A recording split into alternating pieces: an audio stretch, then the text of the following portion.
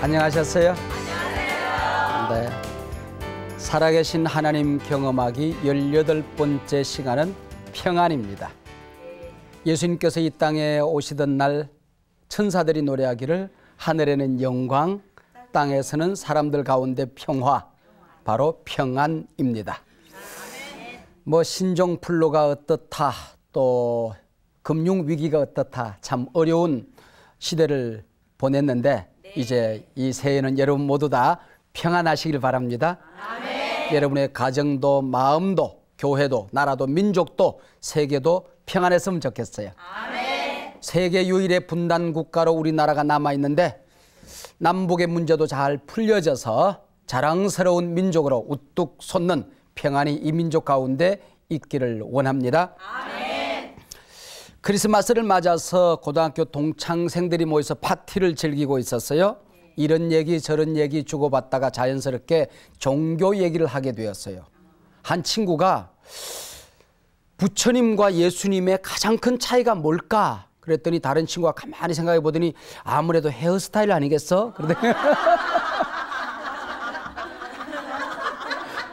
한 분은 이러시고 한 분은 이러시고. 네. 여러분들, 우리가 믿는 기독교와 다른 종교의 차이점이 뭘까요? 우리는 살아계신 하나님을 믿습니다. 아멘. 다른 모든 종교의 교주들은 자기 무덤을 가지고 있어요. 그러나 우리 예수님은 무덤이 없어요. 그래서 부활하시고 살아계신 예수님을 믿는 겁니다.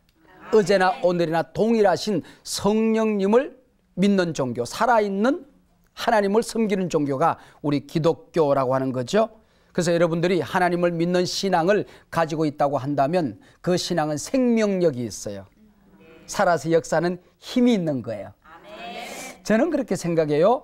만약에 기독교가 종교라고 한다면 다른 종교를 종교라고 하기는 어렵지 않겠는가? 인생 철학 아니면 훌륭한 도덕 그런 정도로 설명하는 것이 옳지 않을까 그렇게 생각을 해요. 만약에 타 종교를 종교라고 한다면은 기독교를 종교의 범주에 넣어서 종교 중에 하나다라고 얘기하기는 어렵다. 나는 그렇게 생각을 하고 있어요. 자, 오늘 본문 살펴보십시다. 오늘은 마가복음 4장 35절에서 41절 예수님께서 풍랑을 잔잔케 하신 사건입니다. 오늘 마가복음 4장은 씨 뿌리는 비유, 겨자씨 비유에 대한 예수님의 설교입니다. 예수님께서 겨자씨 비유를 설교하신 다음에 갈릴리 바다 저 건너편으로 가자고 말씀했어요. 그래서 제자들과 함께 배에 타서 갈릴리 바다를 향하여 가시다가 큰 풍랑을 만나게 된 거예요. 저 배 밑에 주무시던 예수님을 제자들이 깜짝 놀라 깨웠고 예수님께서 풍랑을 잔잔케 하신 다음에 너희들 왜 두려워하느냐? 아직도 너희들에게 믿음이 없느냐? 그랬더니 제자들이 너무나도 깜짝 놀랐다 하는 이야기가 오늘 본문의 이야기입니다. 씨앗의 비유 다음에 예수님이 풍랑을 잔잔케 하신 사건을 일으키심으로 말미암아 우리가 가지고 있는 조그마한 씨앗 같은 믿음, 이것이 살아서 꿈틀기로 역사할 때 얼마나 놀라운 일들이 일어나게 되는 것이라는 것을 체험적으로 아주 구체적으로 가르친 사건이라고 얘기할 수 있어요. 이 갈릴리 바다는 아열대성 기후의 영향을 받아서 매우 덥다고 합니다. 높은 헤르몬 산에서 찬 공기가 형성되어져서 그것이 갈릴리 바다를 향하여 휘 몰아치게 되고 갈릴리 바다 표면에 있던 더운 이 공기와 합쳐지면서 멀쩡하던 바다가 갑자기 질풍노도가 일어나게 되는 거야. 그래서 언제 어디서 풍랑이 일어나서 누구의 배를 삼킬지 알지 못하는 바로 이런 기후가 갈릴리 바다야. 갈릴리 바다에는 일기예보가 없다고 합니다. 이게 인생이라는 거야.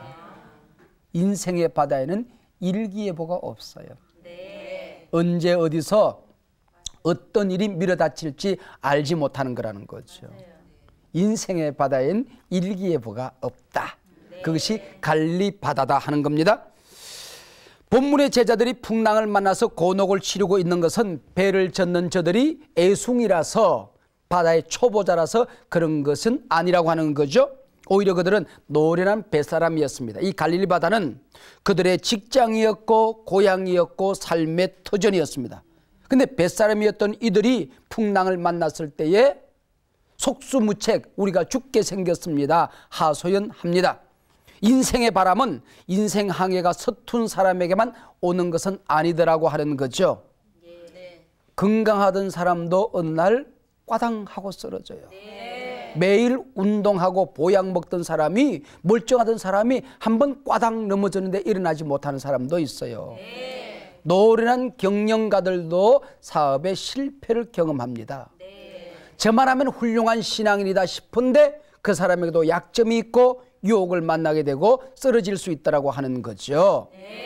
능력 있는 직장인인데 직장에서도 위기를 만나게 되고 그를 싫어하는 사람들이 주변에 있어서 시기 질투하는 사람이 있어요. 나름대로 자기 나름대로 열심히 살아보려고 하는데 오히려 원수 같은 인간들이 그 사람을 괴롭혀서 인생의 갈등이 일어나게 되고 살맛을 잃어버리고 살아가는 사람들이 허다하더라는 거죠. 오늘 본문의 제자들 요나처럼 불순종하여 도망가다가 풍랑을 만난 것이 아니에요. 오히려 예수님께 순종하여 갔어요. 예수님께서 저 바다로 건너가자 예수님하고 순종하여 배에 올랐어요.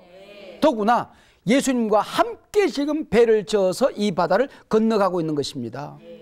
아니 예수님하고 함께 지금 배를 저어서 이 바다를 건너가고 있다고 한다면은 일어났던 풍랑도 잠잠해져야 되는 것 아닙니까? 순종하여 갔는데 예수님하고 함께 갔는데 왜 풍랑을 만나야 되느냐는 거죠.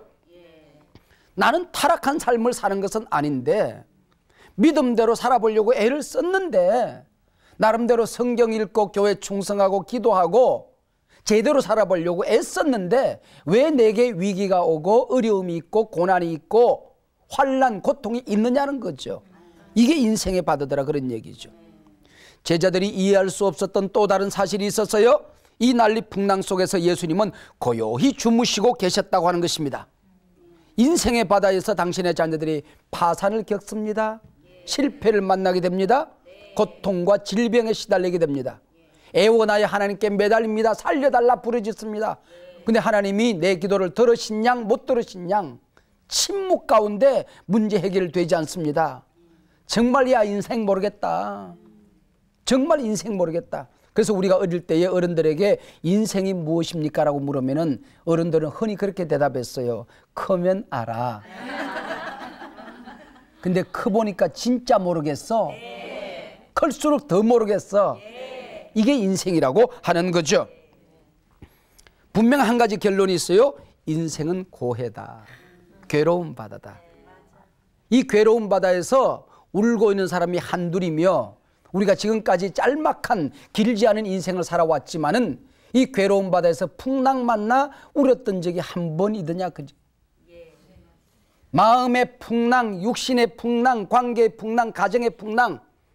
신앙생활은 교회를 옮겨보면 괜찮을까? 교회를 옮겨봤더니 거기 더 풍랑이 있어.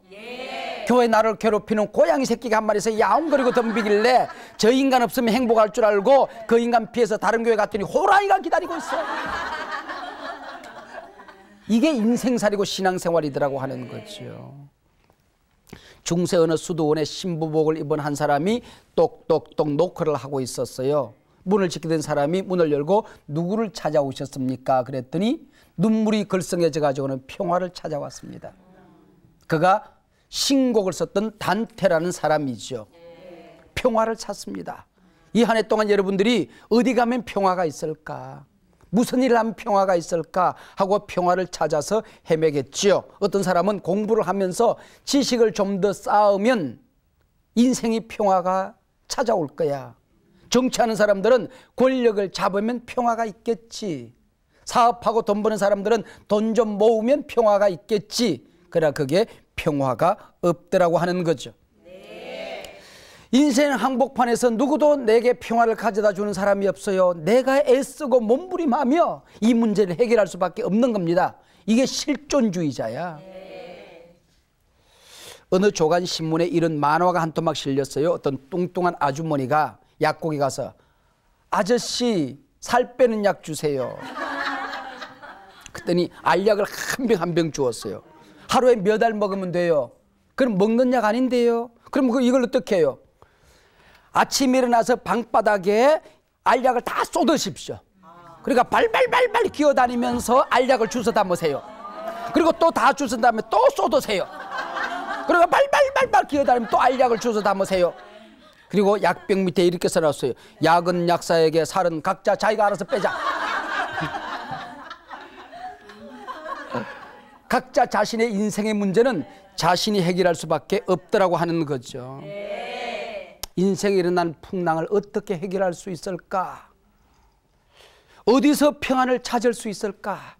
이 한 해 동안에도 예전에 일어났던 것처럼 고통은 찾아올 것이고, 관계 어려움은 있을 것이고, 가정의 문제는 여전히 남아있을 것이고, 내 마음의 상처는 치료되고 나면 또 다른 상처가 찾아올 것이고, 풍랑 없는 인생이 이 세상 어디에도 없는데 어떻게 나는 어디서 이 문제를 해결할 수 있을 것인가?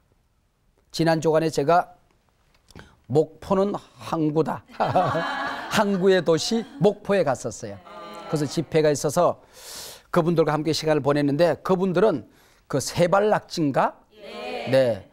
넘어진 황소도 먹으면 벌떡 일어난다고 세발낙지를 그렇게 자랑하고 많이 먹이더라고. 제가 지금 세발이 된 것 같잖아요. 하도 많이 먹어서. 네. 그리고 신안 앞바다의 그 천일염은 그렇게 유명하대요. 그 천일염을 만드는 장로님하고 함께 식사를 하는데 그분이 그런 얘기를 하더라고. 소금 까마귀를 만들어서 오다가 한 번은 얕은 바다에 소금 까마귀가 툭 떨어졌대. 그래서 얼른 내려서 소금 까마귀를 건져 올렸는데, 건져 올리고 보니까 빈 가마더래. 아니, 금방 빠졌는데, 금방 건졌는데 빈 소금 가마니더래. 민물에는 소금 가마니가 빠져도 건져 올리면 그대로 있대. 참 희한하죠? 그래서 장로님의 이야기인즉슨 소금은 자기 고향이 바다이기 때문에 바닷물에는 들어가는 순간 싹 녹고 없어진대. 근데 민물은 자기 고향이 아니기 때문에 빠져도 그대로 나 있대. 우리가 김치 담글 때 소금을 착 뿌리도록 잘 안 죽잖아, 이게. 근데 바닷물에는 넣으면 그대로 없어지는 거야. 그게 자기 고향이기 때문에. 우리 인생도 마찬가지야. 신앙생활도 마찬가지야. 자기 고향이 어디냐는 거지. 하나님이 자기 고향이고 천국이 자기 고향이고 영원한 나라가 자기 고향인 사람은 거기서 잘 녹아. 세상에 문제가 있고 어려움이 있고 가정에 그냥 온갖 문제들이 쌓여 있어도 예배 시간에 가서 예배 한번 드리고 나면 예배의 모든 문제가 다 녹아 없어져. 예배에 푹 빠져버려. 기도하는 자리에 가면 온갖 문제가 쌓여지는 것 같은데 기도 시간을 통하여 온갖 은혜를 다 받아. 모든 문제가 다 녹아. 찬양에 사로잡혀. 말씀에 사로잡혀. 하나님께 돌아가기만 하면 모든 문제가 해결되어져. 왜? 우리의 고향은 천국이니까. 근데 세상인 고향인 사람이 있어. 교회 다녀. 집사야.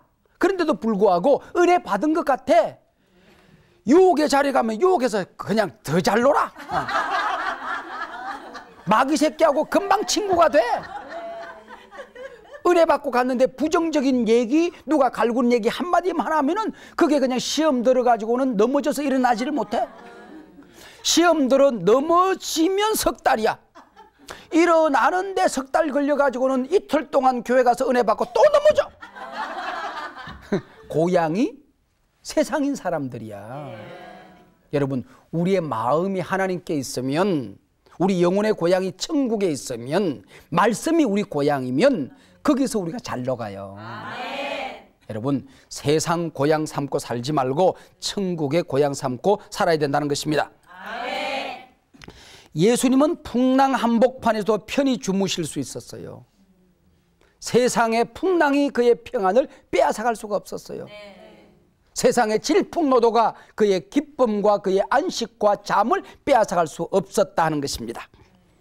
제자들이 이렇게 두려워 떨고 있는 시간에 예수님은 베개를 베고 고요히 주무시더니, 제자들이 깨워 일어나신 예수님 바람을 꾸짖어 잔잔케 하시고 제자들을 나무라십니다. 어찌하여 이렇게 무서워하느냐? 아직도 너희들에게 믿음이 없느냐? 어찌하여 믿음이 없느냐? 그랬더니 제자들의 마지막 반응이 그가 누구이기에 바람과 바다도 잔잔하는고. 여기까지가 오늘 본문의 이야기예요. 제자들이 바람을 꾸짖어 잔잔케 하시는 예수님을 보고 놀랐다 그러는데 오늘 본문의 주제는 그게 있는 게 아니야. 주제 파악이 지금 잘못되어 있어. 물론 그것도 놀라운 일이지만은 이 풍랑 가운데 어떻게 예수님은 주무실 수 있었을까? 고통의 풍랑, 시련의 풍랑, 마음의 풍랑, 이 환경의 풍랑 가운데 예수님이 어찌 편히 주무실 수 있을까? 그분의 믿음과 그분의 삶에 우리가 놀라야 한다는 거죠. 신구약 성경에 보면 하나님이 졸지도 아니하시고 주무시지도 않는다 그랬어요. 예수님은 인성을 가지신 분이시기 때문에 물론 밤이 되면 주무셨겠지. 그러나 성경에 예수님께서 주무셨다는 기록이 없어. 오늘 본문의 유일한 기록이야. 예수님이 주무셨다는 것을 말씀하려고 하면은 하루 종일 일하시고 예수님께서 베다니 마을에 가셔서 침대에서 고온히 주무셨다 이래야 되잖아. 근데 그런 기록이 있는 것이 아니라 풍랑 가운데 주무셨다는 것을 기록으로 남기고 있어요. 예수님께서 풍랑 가운데 주무신 사건은 대단히 의도적인 사건이었다는 거죠. 이 풍랑 가운데 주무셨다는 기록 자체가 대단히 의미가 있다는 것입니다. 그것을 우리에게 가르쳐 주고 싶었던 것이죠. 그래서 우리가 이 세상 살아가게 될 때에 풍랑이 없게 할 수는 없다는 것입니다. 어차피 풍랑이 있어요. 내 마음에도 있고 육신의 안정과 평안이 깨져서 육신도 풍랑에 사로잡힐 때가 있는 거야. 병들 때가 있지. 병원에 입원할 때도 있고 수술할 때도 있는 거지. 인생 살아가다 보면 가정이 평안만 있을 수 있겠어? 풍랑이 있지. 부부관계도 풍랑은 있어. 직장 생활이 들어가자마자 평안해서 퇴직할 때까지 은퇴할 때까지 잠잠하면 오죽이나 좋겠어. 어차피 태산줄령 흠상계곡 넘어야 되고 풍랑 한복판에 빠질 때가 있는 거야. 교회 생활 믿음으로 구원받았지만 교회 생활에는 풍랑이 있어. 어느 교회 가도 있어요. 여러분들 문제없는 교회 여러분들 가지 마세요. 왜냐하면 여러분이 가는 날 문제가 생겨. 풍랑 없는 교회 여러분이 가면 안 돼. 여러분 때문에 문제가 생기는 거야. 이 세상에 풍랑 없는 교회는 없어. 그러면은 이 풍랑 한복판에서 어떻게 우리가 평안을 누릴 수 있을 것인가? 어떻게 고리 잠들 수 있을 것인가? 어떻게 풍랑 한복판에도 내가 평안을 누릴 수 있을 것인가 하는 거죠. 제가 어린 시절 저 산골 마을 거창이라고 하는 곳에서 자랐어요. 거창이라고 하는 곳에 자라서 거창고등학교를 제가 졸업을 했는데 거기 가면은 거창읍교회라고 하는 교회가 있어요. 그 교회는 주기철 목사님처럼 일제강점기 때에 고난을 받으셔서 신사참배를 하다가 감옥에 갇히고 무수한 고난을 당하신 주남선이라는 목사님이 설립하시고 그곳에서 목회를 하셨어요. 주남선 목사님이 신사참배를 하지 않는다고 순경에게 잡혀가서 끌려가가지고는 모진 고난을 당하셨어요. 이 주남선 목사님은 거창의 성자로 알려지신 분이에요.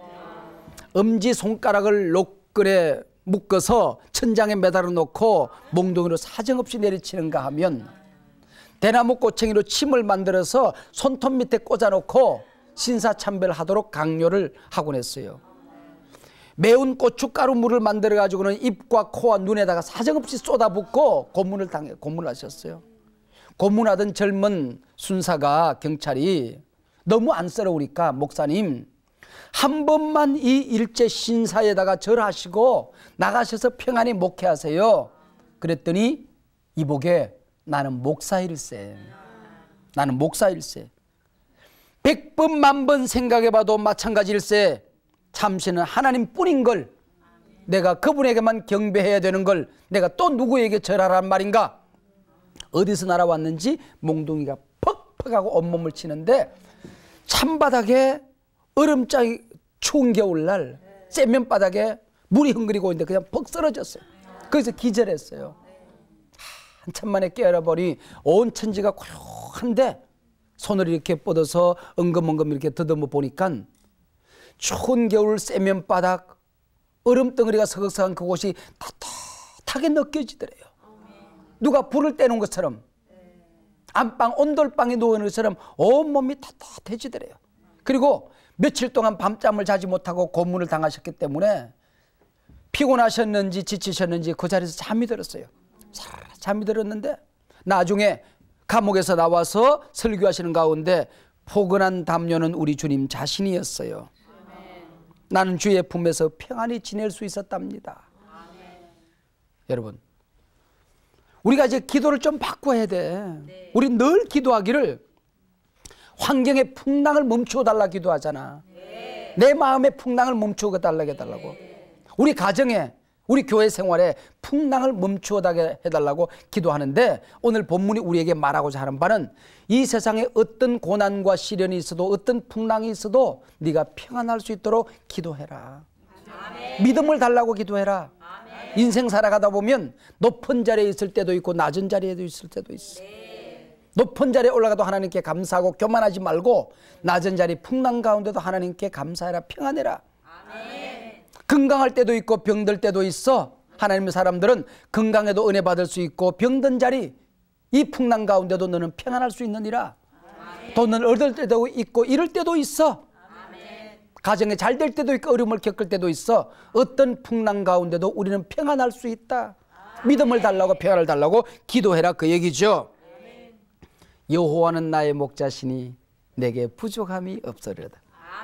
다윗은 사울 임금에게 쫓겨 다니면서 잠자지 못하고 먹지 못하고 불안에 시달리면서 뭐가 그렇게 부족함이 없었을까?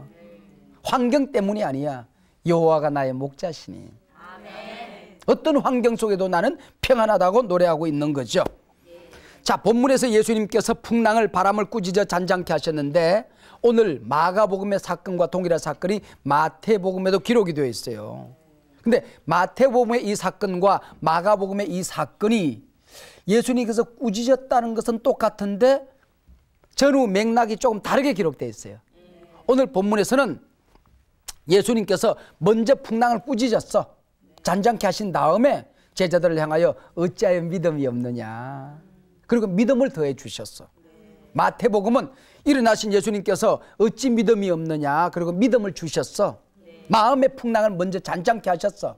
그리고 환경의 풍랑을 꾸짖어서 잔잔케 하셨어. 여기 의미가 있어요. 어떨 때는 예수님께서 환경은 하나도 바꾸어 주지 않아. 우리 가정에 문제가 남아있어. 교회 생활에 갈등이 남아있어. 아직까지도 병석에 누워있어. 그런데도 불구하고 마음의 평안을 주셔. 믿음을 주셔. 어느 날 어디에서 왔는지 모르지만 잔잔한 평화가 내게 찾아와. 그러면 환경의 풍랑은 곧 잠잠해져. 어떨 때는 내가 정말 믿음이 약해서 내 모습 이대로 주님께서 인정하고 받아주셔서 환경을 먼저 고치셔. 환경의 풍랑을 잠잠케 주신 다음에 하나님이 도와주셨네. 하나님이 역사하셨네. 나는 부족한데 기도도 제대로 못하는데, 그리고 내게 믿음을 주셔. 마태복음의 사건이 일어날 때가 있고 마가복음의 사건이 일어날 때가 있어요. 그리고 꾸짖는다 그랬는데, 이 꾸짖는다라는 이 단어가 귀신을 꾸짖어 이르시되 이 귀신아, 더러운 귀신아 떠나라 라고 얘기할 때 귀신을 꾸짖는다는 단어와 풍랑을 꾸짖어 할 때 꾸짖는 단어가 똑같은 단어를 쓰는 거야. 꾸짖어야 될 귀신은 풍랑, 바람 가운데, 환경 가운데 있는 것이 아니라 내 안에 있다는 거야. 내 마음에 있다는 거지. 내 마음의 풍랑을 꾸짖으면 환경의 풍랑은 잠잠해지게끔 되어 있는 거예요.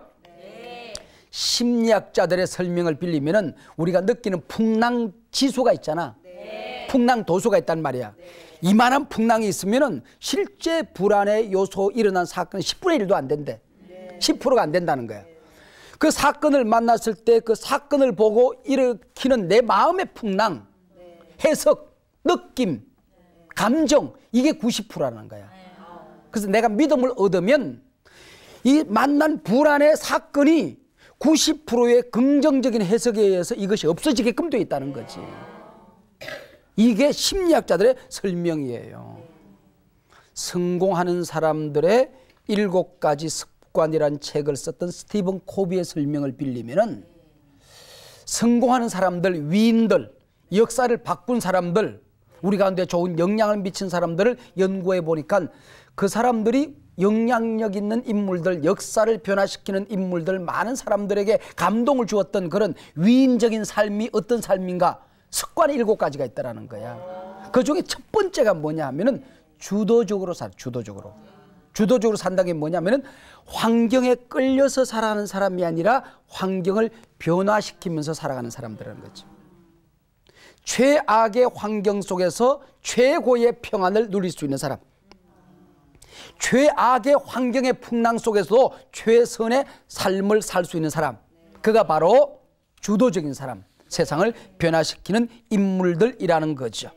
근데 우리는 꼭 보면은 우리가 왜 풍랑을 만나야 됩니까? 하필이면 내가 왜 이 어려움을 겪어야 됩니까? 나보다 더 못되고 악한 저 인간은 잘 사는데 내가 왜 이 풍랑을 만나야 됩니까? 제자들이 아니 우리가 순종했는데 잘못한 것도 없는데 예수님이 가자고 그래서 갔는데 왜 우리가 풍랑을 만나야 되느냐고 따지고 묻고 다녀요.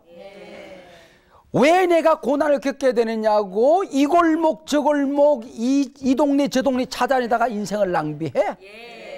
제자들이 왜 우리가 풍랑을 만나야 됩니까? 묻지 않았고 성경 거기에 대해서 침묵하고 있더라고 하는 거죠.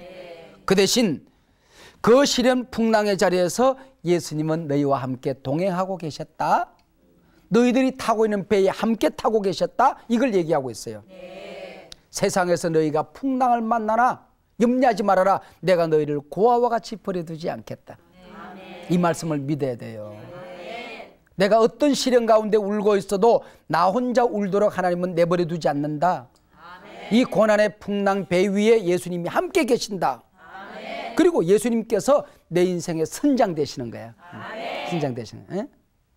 뭐 주님 선장 되시니 뜻뜻 아이들이 부르는 그런 노래가 있잖아요. 주님께서 선장 되심을 우리에게 말씀하고 있는 거야. 어떤 소설가가 여객선을 타고 세계를 여행을 하고 있었어요. 갑자기 깊은 바다에서 풍랑을 만나게 됐어. 너무 놀라서 가판이 올라가가지고는 금방이라도 삼킬듯이 넘실대게 덤벼드는 그 파도를 보면서 두려움에 다 포들포들포들 떨고 있었어요. 조금 있으니까 어린아이 하나가 가판 위로 올라더니 깨금발을 하면서 막 놀면서 풍랑하고 함께 친구처럼 재밌게 막 얘기하고 노는 거야. 깜짝 놀라서 아이를 붙들고 얘야 너는 저 바람이 무섭지도 않니? 저 풍랑이 무섭지도 않니? 그랬더니 아이가 웃으면서 아저씨 제가 지금 선장실에서 올라오는 길이에요. 선장이 우리 아빠예요. 아빠의 얼굴이 평안했어요. 그리고 아빠가 괜찮다고 그랬어요. 나가서 놀라고 얘기했어요. 아저씨 걱정하지 마세요. 그랬어요. 여러분 괴로우십니까? 힘드십니까? 불안하십니까? 이러다가 망하지 싶어요? 그럴 때마다 주의 얼굴 보시길 바랍니다. 아멘. 괴로울 때 주님의 얼굴 보라.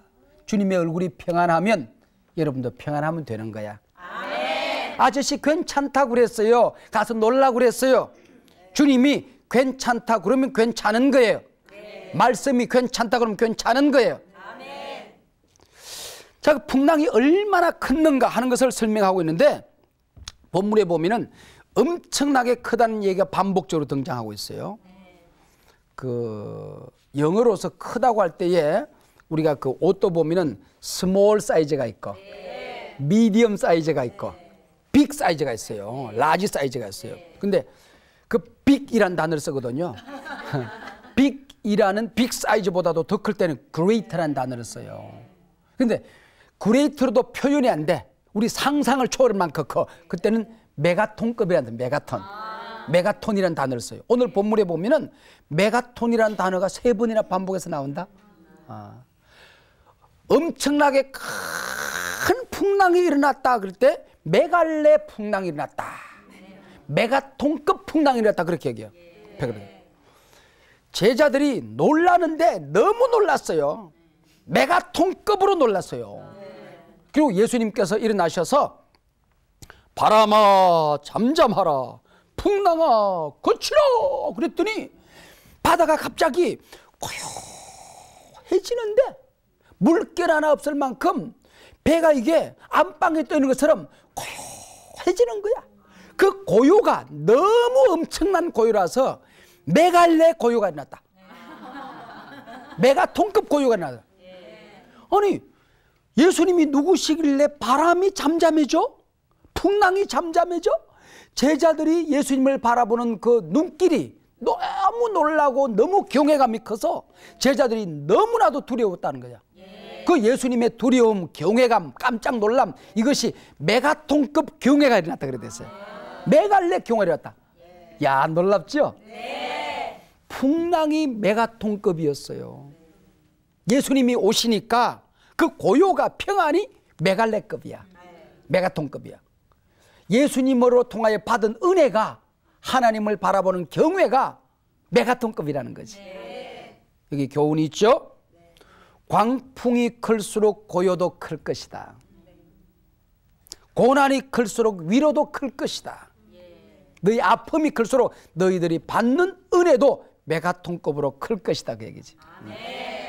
여러분, 우리가 이것이 인생살이다. 저도 개척교회를 하면서 정말 어떨 때는 그 두려움이 있어요. 목사는 공포도 없고 두려움도 없고 불안도 없고 절망도 없을 것 같은데 교인들에게 어떨 때는 희망을 선포해. 여러분이 어떤 어려움이 있더라도 꿈을 가지십시오. 주님께서 함께 하실 것입니다. 그런데 집에 가면은 나 혼자 잠들기 전에 침대 밑에 무릎을 꿇어보면 무서운 절망감이 찾아올 때가 있어요. 큰 낙심과 실망이 찾아올 때가 있어요. 그러면 교인들에게는 눈물을 보이지 않았지만은 하나님에게는 눈물을 숨길 수가 없잖아. 그럼 혼자서 흐느껴 울 때가 있어요. 지금 제가 건축을 하잖아요. 저희 예배당을 지금 크게 예배당을 지어서 그 일산 신도시에 있던 교회가 이제 교화 신도시 쪽으로 이전을 하면서 예배당을 짓고 있는데 어떨 때는요 이제 거의 마무리가 돼 가고 있어요. 마무리돼 가는데 교인들에게는 하나님이 하십니다. 하나님 모든 것을 다 하십니다. 여러분 염려하지 마세요. 기도하면 성전은 기도로 짓는 겁니다. 이건 하나님의 집이에요. 그리고 설교해요. 그런데 내 속에 참 불안이 찾아올 때, 무서운 불안이 찾아오면서 이러다 잘못되는 것 아닌가 할 때가 있어요. 할 때가 있어요. 그러면 주님 앞에서 쩔쩔매면서 가슴을 쥐어떼들 때가 있어요. 교인들에게는 거룩해라, 모든 유혹과 죄로부터 승리해라 하고 교인들에게 거룩을 선포할 때가 있어요. 그럼 목사는 유혹도 없고 어려움도 없을 것 같은데 목사에게도 유혹이 있을 수가 있고 갈등이 있을 때가 있어요. 그러면 주님 앞에 쩔쩔매면서 하나님 앞에 매달려 기도할 때가 있는 거예요. 기도할 수 있는 거예요, 여러분. 우리가 지금 이 성경을 볼 때는 쉽게 아멘 하는데 실제로 그 사건을 내가 만나게 되면 그 어려움을 우리 가정에 밀려 다치게 되면 어려움을 겪는 거야. 신앙의 어려움을 겪는 거야. 교인들이 병원에 입원했다 그러면 내가 찾아가잖아. 찾아가서 걱정하지 마라. 너희들이 치료하는 광선을 만나게 될 것이고 주의 보혈의 피를 주께서 발라주실 것이고 성령의 기름을 부어주셔서 이 시간에 고쳐주실 것이다. 평안하라, 강하라, 담대하라, 두려워하지 말라. 내가 너와 함께 할 것이다. 막 희망을 선포하고 강력하게 기도해주고 나오지. 그럼 교인들이 희망을 가지고 꿈을 가지고 치료를 된 것처럼 은혜를 받아. 실제로 치료를 받아. 근데 내가 요만한 수술하려고 병실에 누워있어 보니까 외양간에서 뛰어나올 송아지같이 뛰어나올 거라고 교인들에게 얘기하는데 외양간에서 뛰어나온 송아지는 간 곳이 없고 쥐새끼도 안 보여. 치료하는 광선을 바랄 것이다 그랬는데 광선은 촛불도 안 보일 때가 있어요. 왜 그렇게 두렵죠? 저도 하나님 앞에서 쩔쩔매면서 기도할 때가 있어요. 그러나 기도하면 주님이 고쳐주시고 평안을 주세요.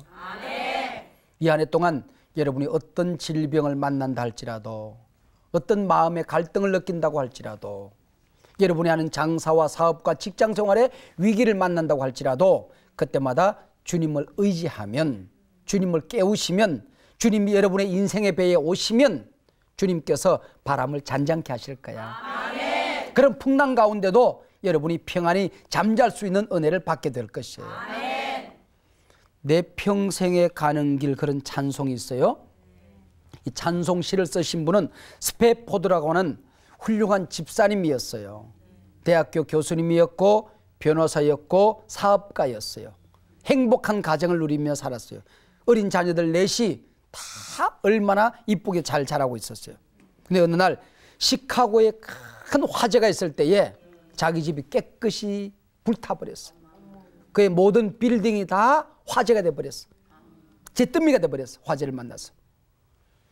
아내가 이 충격을 이길 수가 없어서 의사의 권고를 받고 잠시 시카고를 떠나서 유럽에 가서 살게 되었어요. 유럽으로 이제 가는 여객선을 다 이제 예약을 했는데 이 무디 교회의 회계 집사였거든요. 자기 교회만 자기 집만 불탄 것이 아니라 자기 교회도 화재를 만났어요. 그래서 이 화재에 만난 예배당을 조금 수습해 놓고 아내를 뒤따라가기로 하고 아내와 네 자녀를 먼저 영국으로 보냈어요.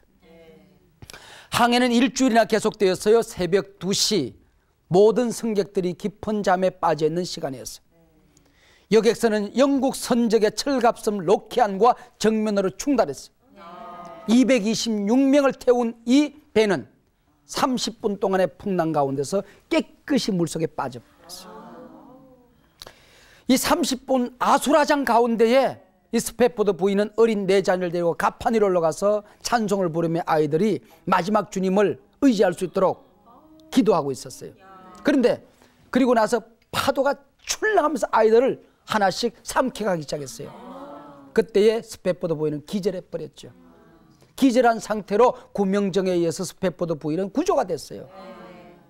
7일 후에 영국에 도착하고 난 다음에 사랑하는 남편에게 전보를 치는데 saved alone, 혼자 구조됨. 여보, 나 혼자 겨우 살아남았어요. 이 스패포드 교수는, 집사님은 아이들의 시신이라도 수습할 수 있을까? 아내의 충격이 얼마나 클까? 그래서 배에 몸을 싣고 영국으로 가고 있었어요. 얼마 후에 바로 사고 현장, 바로 그 배 한가운데를 지나고 있을 때에 갑자기 서러움과 슬픔이 엄습해 오면서 통곡이 터졌어요. 아이들의 이름을 부르면서 아내의 이름을 부르면서 절규하기 시작했어요. 몇 시간 동안 울었는지도 몰라요. 흐느껴 울면서 하늘을 보고 울다가 땅을 치고 울다가 흐느껴 울었어요. 한참이나 울고 난 다음에 어디서 왔는지 고한 평안이 온 몸을 엄습하기 시작했어요. 온 천지에 하나님의 품인 것처럼 온 천지가 주의 품에 안긴 것처럼 평안이 몰려오기 시작했어요. 그리고 환상인지 실제로 보았는지 모르지만은 주님의 품에 안겨 있는 아이들의 밝은 미소를 보게 되었어요. 그때 감동을 수첩을 끄집어내서 글로 써서 사랑하는 작곡가 친구 블리스에게 보냈어요. 그리고 그 블리스가 거기다 곡을 붙였어요. 그래서 이 곡은 가장 절망적인 상황 속에 인간이 당할 수 있는 가장 큰 어려움 가운데 빠져 있을 때에 느꼈던 가장 강렬한 하나님의 위로를 느꼈던 시라고 해서 찬송가 속의 욥기라고 불려지고 있어요. 내 평생에 가는 길 순탄하여 늘 잔잔한 강 같든지 큰 풍파로 무섭고 어렵든지 나의 영혼은 늘 평안해. 내 영혼 평안해. 내 영혼 평안해 하는 찬송이죠. 나중에 이 스패포드 교수는 시카고를 떠나서 예루살렘 수도원에 들어가서 고난당하는 사람들, 어려움 겪는 사람들, 풍랑 만난 사람들을 위로하고 격려하며 살다가 주님 앞에 부름을 받게 되었습니다. 이 엄청난 사건을 보면서 마지막 제자들이 물어요. 그가 누구이기에 바람과 바다도 잔잔하는 것. 그가 누구는 하나님이지. 그가 누구예요? 온 우주 만물을 만드신 창조주지. 그가 하나님의 아들이지. 나를 만드시고 우리 가정을 지으시고 이 세상을 다스리시고 내 인생이 끝날 때 내 손 붙들어 천국으로 인도하실 심판주가 되시지. 제자들은 예수님께 예수님 우리가 순종하여 왔는데 왜 풍랑 만났지요? 묻지 않았어.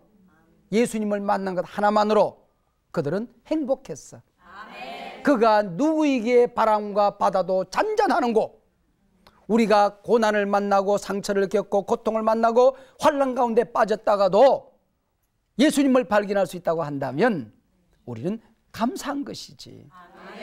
여러분, 이 한 해 동안 어떤 풍랑을 만난다 할지라도 마치 기적이 일어난 것처럼 여러분 주님을 의지하고 믿으시면 실제로 기적이 일어나게 될 거예요. 미국의 한 도시에서 비가 몇 달 동안 오지를 않았어요. 그래서 교회들이 함께 모여서 기도하기로 했어요. 교회들마다 광고했어요. 여러분들 믿음을 표현할 수 있는 상징적인 물건 하나씩 가지고 다 나와서 기도합시다. 어떤 사람은 십자가를 들고, 어떤 사람은 성경 찬송을 들고, 어떤 천주교인들은 마리아상, 아예 예수상을 끌어안고 전부 다 광장으로 모였어요. 그래서 몇 시간 동안 함께 찬송 부르며 하나님 앞에 기도했어요. 근데 갑자기 구름이 어디서 몰려오더니 비가 쫙 쏟아지는 거야. 비가 쏟아지는 거야. 저마다 가지고 왔던 상징물을 흔들기 시작했어. 사람들이 십자가를 흔들면서, 비 맞는 것도 모르고 찬송을 흔들면서, 어떤 사람은 우리의 기도를 들으셨다, 하나님 살아계신다, 그리고 광장에 무릎을 꿇고 기도했어. 그런데 한 아이가 자기가 가져왔던 상징물을 들고 군중들 속에서 조용히 빠져나가고 있었어. 우산을 착 펼치면서 우산을 쓰고 고요히 사라져갔어. 비 올 것을 기도하면서도 아무도 진짜 비가 올 것을 믿지 않았는데, 비가 올 것을 우리가 위해서 기도했다고 한다면 하나님이 비를 주실 것이다. 어린아이 아이는 마치 비가 온 것처럼 우산을 가지고 나왔던 거죠. 실제로 우리가 기도하면서도 기도가 응답될 것이라고 믿지를 않아. 이 한 해 동안 이미 문제가 사라진 것처럼 평안하셔야 됩니다. 이미 풍랑이 잔잔해진 것처럼 평안하셔야 됩니다. 비 오기를 위해서 기도했다면 비가 이미 온 것처럼 우산을 들고 나서는 겁니다. 하나님께서 이미 이 한 해 동안 여러분들 가운데 온갖 평안을 주신 것처럼 여러분들 마음이 평안할 수 있다고 한다면, 풍랑이 어떤 풍랑을 만난다 할지라도, 어떤 메가톤급 위기를 만난다고 할지라도 이 한 해 동안 여러분의 삶이 메가톤급 평안을 누리게 될 것입니다. 메가톤급 은혜를 받게 될 것입니다. 메가톤급의 주님을 만나게 될 것입니다. 지금까지 한 번도 경험해 보지 못했던 성령의 능력과 예수님의 위로와 하나님의 권능을 경험하고 평안해지는 한 해가 될 줄로 믿습니다. 네, 감사합니다.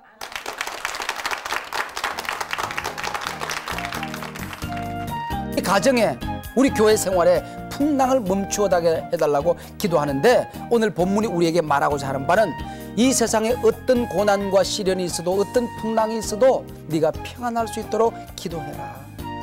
내 마음의 풍랑을 꾸짖으면 환경의 풍랑은 잠잠해지게끔 되어 있는 거예요. 환경에 끌려서 살아가는 사람이 아니라 환경을 변화시키면서 살아가는 사람들이라는 거죠. 최악의 환경 속에서 최고의 평안을 누릴 수 있는 사람, 최악의 환경의 풍랑 속에서도 최선의 삶을 살 수 있는 사람, 그가 바로 주도적인 사람, 세상을 변화시키는 인물들이라는 거죠.